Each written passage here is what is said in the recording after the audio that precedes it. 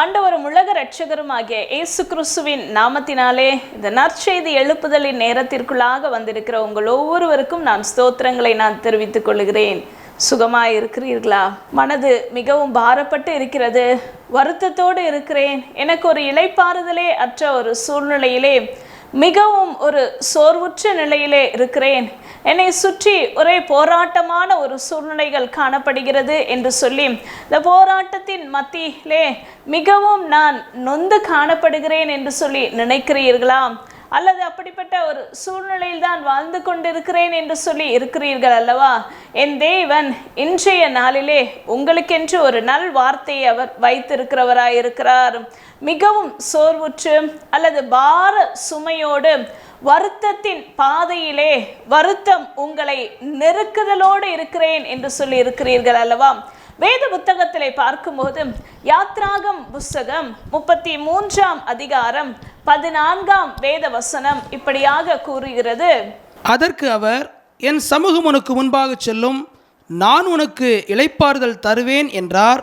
நான் உனக்கு இளைப்பாறுதல் தருவேன் என்று சொல்லி என் தேவன் இன்றைய நாளிலே இந்த தேவ வார்த்தையை கேட்கிற உங்களை பார்த்து அவர் கூறுகிறார், நான் உனக்கு இளைப்பாறுதல் தருவேன் என்று சொல்லி கூறுகிறார். இளைப்பாறுதலற்ற ஒரு சூழ்நிலையில் தானே இருக்கிறீர்கள். எனக்கு ஒரு இளைப்பாறுதல் என் மனதிற்கு கிடைக்காதா என்று சொல்லி அதற்காக எதிர்பார்த்து வாஞ்சியோடு காத்து கொண்டிருக்கிறீர்கள் அல்லவா?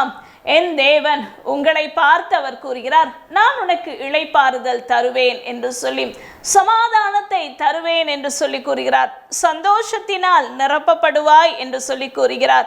ஒரு நல்ல ஒரு அமர்ந்த தண்ணீரண்டை இருப்பது போல அப்படியாக உங்களுடைய மனதை அவர் இளைப்பாற பண்ணுவேன் என்று சொல்லி கூறுகிறார். இந்த வசனத்திலே முன்பதாக கூறப்பட்டிருக்கிறது, என் சமூகம் உனக்கு முன்பாக செல்லும் என்று சொல்லி. அப்படியாக தேவனுடைய சமூகம் யாருக்கு முன்பாக செல்லுகிறதோ, யாருக்கு முன் இருக்கிறதோ அப்படிப்பட்டவர்களுக்கு இளைப்பாறுதல் அவர் தர வல்லமை உள்ளவராய் இருக்கிறார். எனக்கன்பான தேவஜனமே, இளைப்பாறுதலை பெற்றுக்கொள்ள வேண்டும் என்றால் தேவனுடைய சமூகம் உங்களுக்கு முன்பாக இருக்க வேண்டும்.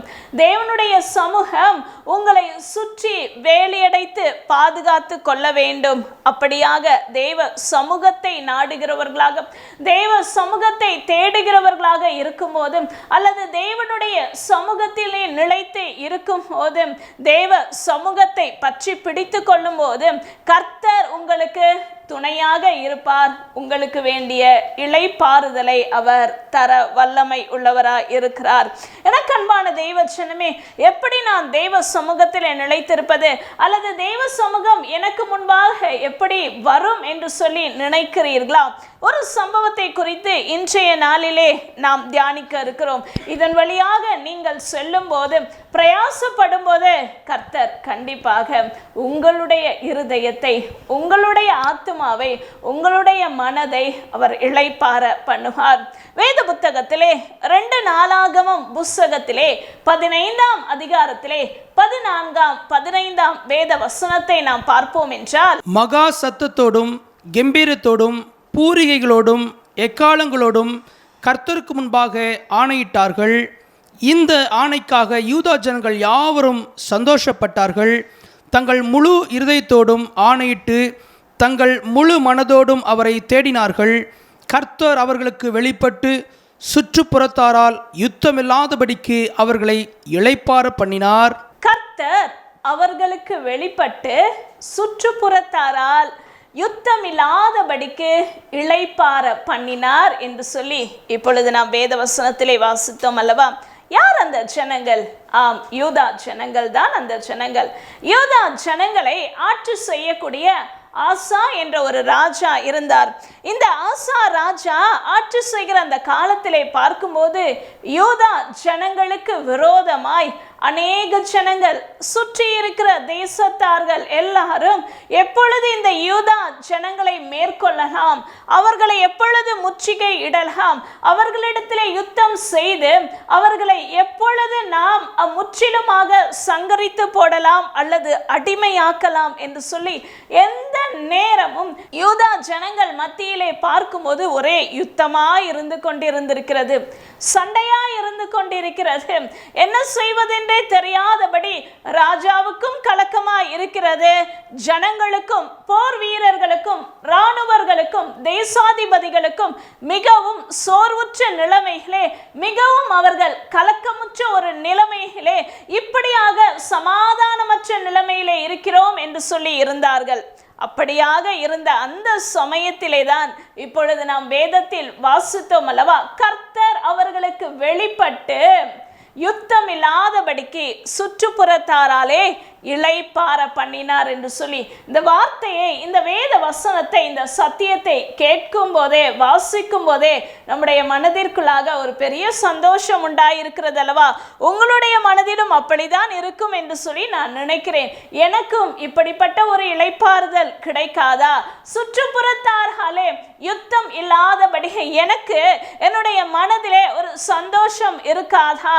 எப்பொழுது பார்த்தாலும் அண்டை வீட்டாரோடும் அல்லது என்னை சுற்றி இருக்கிற ஜனத்தாரோடும், உறவினர்கள் மத்தியில், அல்லது நான் வேலை செய்கிற வேலை ஸ்தலத்திலே, அல்லது என்னுடைய கையின் பிரயாசத்தை நான் வாய்க்க செய்கிற இடத்திலே, அல்லது நான் குடியிருக்கிற இடத்திலே எப்பொழுது பார்த்தாலும் ஒரே சண்டைகள் இருக்கிறது, ஒரே சச்சரவா இருக்கிறதே. என்னால் நிம்மதியற்ற சூழ்நிலையிலே தானே நான் வாழ்ந்து கொண்டிருக்கிறேன். இந்த வேத வார்த்தை என்னுடைய வாழ்க்கையிலே நடைபெறும் போது எவ்வளவு நன்றாக இருக்கும் என்று சொல்லி நினைக்கிறீர்கள் அல்லவா? எனக்கு அன்பான தேவ ஜனமே, அதை வாஞ்சிக்கிறீர்கள் அல்லவா? என் இயேசு கிறிஸ்து இன்றைய நாளிலே உங்களை அவர் இளைப்பாற பண்ண வல்லமை உள்ளவராக இருக்கிறார். இன்றைய நாளிலே கர்த்தர் உங்கள் மத்தியிலே வெளிப்பட்டிருக்கிறார். உங்களை சுற்றி இருக்கிற ஜனத்தார் மத்தியிலே உங்களை இளைப்பாற பண்ண அவர் வல்லமை உள்ளவராய் இருக்கிறார். சரி, இந்த ஜனங்கள் செய்த காரியம் என்ன? இரு காரியங்களை இந்த ஜனங்கள் செய்தார்கள். அதாவது அந்த ராஜாவின் கீழ் இருக்கிற இந்த யூத ஜனங்கள் எல்லாரும் இரு காரியங்களிலே ஒருமனப்பட்டவர்களாக இருந்தார்கள். அதை நீங்களும் செய்யும் போது கர்த்தர் கண்டிப்பாக உங்களுக்கு ஒரு இளைப்பாறுதல் உள்ள இருதயத்தை அவர் தருவார். முதலாவதாக அவர்கள் கடைபிடித்த காரியம் என்னவென்று சொல்லி நாம் பார்த்தோம் என்றால், முழு இருதயத்தோடும், நீங்கள் அந்த வேத வசனத்திலே 12ஆம் வசனத்திலிருந்து நீங்கள் வாசித்தீர்கள் என்றால், முழு இருதயத்தோடும், முழு மனதோடும், முழு ஆத்மாவோடும் கர்த்தரை தேடினார்களாம். நீங்கள் நினைக்கலாம், சகோதரியை, நான் ஒவ்வொரு நாளும் கர்த்தரை தேடிக்கொண்டிருக்கிறேன், அப்படி என்றால் நான் வேதத்தை வாசித்து கொண்டிருக்கிறேன், ஜெபித்து கொண்டிருக்கிறேன், தேவ ஆலய ஆராதனையிலே நான் பங்கெடுத்து கொண்டிருக்கிறேன், நான் துதிக்கிறேனே என்று சொல்லி நினைக்கிறீர்கள் அல்லவா? இந்த ஜனங்கள் என்ன செய்தார்களாம்? முழு இருதயத்தோடு செய்தார்களாம், முழு மனதோடு செய்தார்களாம், முழு ஆத்மாவோடு அவர்கள் கர்த்தரை தேடினார்களாம். எனக்கு அன்பான தேவஜனமே, உங்களுடைய தேடுதல் எப்படி இருக்கிறது? ஏனோ தானோ என்ற ஒரு தேடுதலுக்குள்ளாக இருக்கிறீர்களா? அல்லது இவ்வளவு போதும், கர்த்தரை துதிப்பது போதும், இந்த நேரத்திலே துதித்தால் போதும் என்று சொல்லி ஒரு வரைமுறையை வைத்திருக்கிறீர்களா? அல்லது துதிப்பதற்காக சற்று சங்கடப்படுத்தி கொண்டு நீங்கள் துதித்து கொண்டிருக்கிறீர்களா? இவர்கள் செய்த காரியம் என்ன? முழு இருதயத்தோடும், முழு ஆத்மாவோடும், முழு மனதோடும் கர்த்தரை நாங்கள் தேடுவோம் என்று சொல்லி ஆணையிட்டு கொண்டார்களாம். அப்படி என்றால் ஒரு ஒப்பந்தம் செய்து கொண்டார்கள், ஒரு உடன்படிக்கை செய்து கொண்டார்கள். இன்னும் நான் உங்களுக்கு தெளிவாக சொல்ல வேண்டும் என்றால், ஒரு தீர்மானம் செய்து கொண்டார்களாம். அவர்களுடைய மனதிலே முழு தேசத்தாரும் ஆரவாரத்தோடு, கம்பீர சத்தத்தோடு நாங்கள் கர்த்தரை தேடுவோம், முழு இருதயத்தோடு நான் தேடுவேன், முழு ஆத்மாவோடு நான் நான் தேடுவேன் என்று சொல்லி, முழு மனதோடு கர்த்தரை தேடுவேன் என்று சொல்லி ஒரு தீர்மானம் செய்து கொண்டார்களாம். எனக்கன்பான தேவஜனமே, நீங்களும் தீர்மானம் செய்வீர்களாம். தீர்மானம் என்றால் ஒவ்வொரு நாளும் அதை கடைபிடிக்க வேண்டும். நீங்கள் நினைக்கிற அந்த காரியத்தை, எப்படி நான் கர்த்தரை தேடுவேன்? வேத வசனத்தின் மூலமாக கர்த்தரை தேடலாம், ஜெபத்தின் மூலமாக கர்த்தரை தேடலாம். அப்படியாக தீர்மானம் இதுவரைக்கும் செய்திருக்கிறீர்களா? இதுவரைக்கும் நீங்கள் ஒரு தீர்மானம் எடுக்கவில்லை என்றால், அல்லது கர்த்தரிடத்திலே அதை தெரியப்படுத்தவில்லை என்றால், எனக்கு நேரம் கிடைக்கும் போது நான் கர்த்தரை தேடுவேன், எனக்கு சமயம் வாய்க்கும் போது நான் கர்த்தரை தேடுவேன் என்று சொல்லி இருந்தீர்கள் என்றால், இல்லவே இல்லை. இளைப்பாறுதல் வருவது சற்று தாமதமாக தான் இருக்கும். எனக்கு அன்பான தேவஜனமே, இந்த யூதா ஜனங்கள் உடனே தீர்மானம் செய்தார்கள், உடனே உடன்படிக்கை செய்தார்கள், அதை வெளிப்படுத்தினார்கள், அதன்படியாக வாழ்ந்தார்கள், அதன்படியாக ஜீவித்தார்கள். நீங்களும் இன்றைய நாளில் ஒரு தீர்மானம் செய்து பாருங்கள். நான் கர்த்தரை என் முழு இருதயத்தோடு முழு ஆத்துமாவோடு நான் கர்த்தரை தேடுவேன் என்று சொல்லி, ஏதோ ஒரு நேரத்திலே நான் தேடுவேன், அல்லது ஒரு ஞாயிற்றுக்கிழமை வாரத்திற்கு ஒரு நாள் தேடினால் போதும் என்று சொல்லி இல்லாதபடி, எந்த வேலை என்று சொல்லி, எந்த நேரம், எந்த சமயம் என்று சொல்லி அதை தீர்மானம் செய்து ஒழுங்காக கிரமமாக செய்து பாருங்கள். கர்த்தர் கண்டிப்பாக உங்களுக்கு இளைப்பாறுதலை தர வல்லமை உள்ளவராய் இருக்கிறார். இளைப்பாறுதலை கண்டிப்பாக தருவார். இரண்டாவதாக, இந்த ஜனங்கள் செய்த காரியம் என்ன? அவர்கள் செய்த அந்த ஆணையிலே நாம் வாசித்தோம் அல்லவா, அந்த 15ஆம் வேத வசனத்திலே, அதிலே சந்தோஷப்பட்டார்களாம். அப்படி என்றால் சந்தோஷமாய் அவர்கள் கர்த்தரை தேடினார்கள். எனக்கு அன்பான தேவஜனமே, சந்தோஷமாய் எப்படி தேடுவது? நானும் ஒவ்வொரு நாளும் கர்த்தரை தேடிக்கொண்டேதானே இருக்கிறேன் என்று சொல்லி நினைக்கிறீர்களா? ஆம், எனக்கு அன்பான தேவஜனமே, கர்த்தரை தேடுகிற விஷயத்திலே கூட சந்தோஷமாய் தேட வேண்டும். அப்படி என்றால் ஒரு சலிப்போடு தேடக்கூடாது. நான் இப்பொழுது இப்படி தீர்மானம் செய்து விட்டேன், நான் ஒரு பொருத்தனை செய்து விட்டேனே என்று சொல்லி சஞ்சலத்தோடு, ஐயோ நான் செய்ய வேண்டுமே என்று சொல்லி ஒரு விதமான ஒரு மன அழுத்தத்தோடு, துக்கத்தோடு, அல்லது சந்தோஷம் இல்லாதபடி கர்த்தரை தேடக்கூடாது.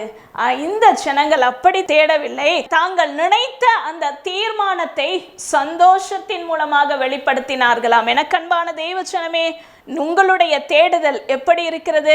கர்த்தரை தேடுகிறது சலிப்போடு தேடுகிறீர்களா?